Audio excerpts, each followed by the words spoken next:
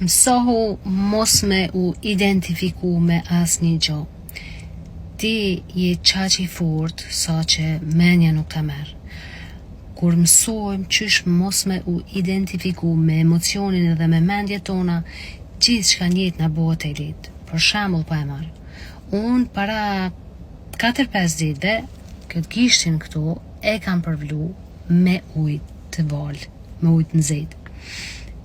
Masi përpara për shembull, kur më ka ndodhur çdo gjana, e kum ndje dhimbten, më ka dhimbt, se kum duru, kum qyr me njerë çka me bo, qysh me largu dhimbten, po se kum pranu, edhe më ka ndodhur diçka që më ndodhi shumë e keqe.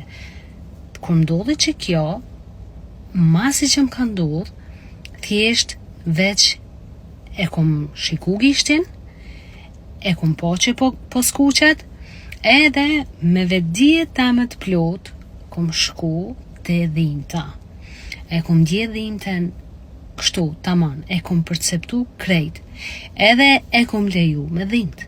As nuk i kum qitu ujt ftoft, as nuk e kum ly me asnjë gjë.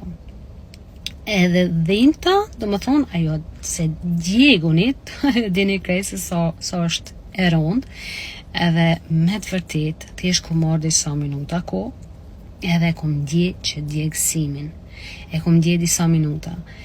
Kur më ka ardhur ai djegësimi shumë i madh, thjesht e kum lon. E kum lon.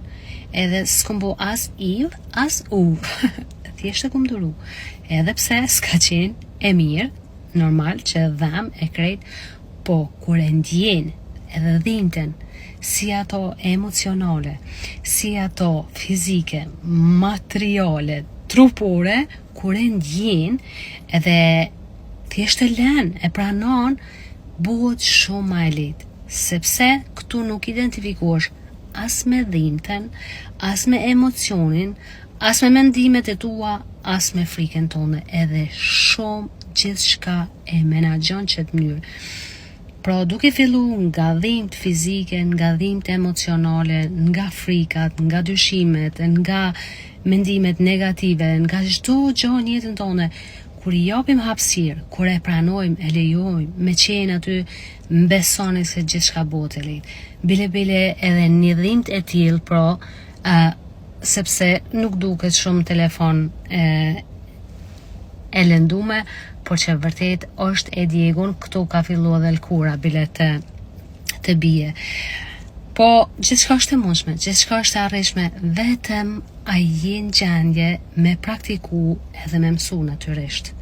Çdo dosha thjesht mendo me juve se mendoj se dikujna i ndihmon. Mirupafshim.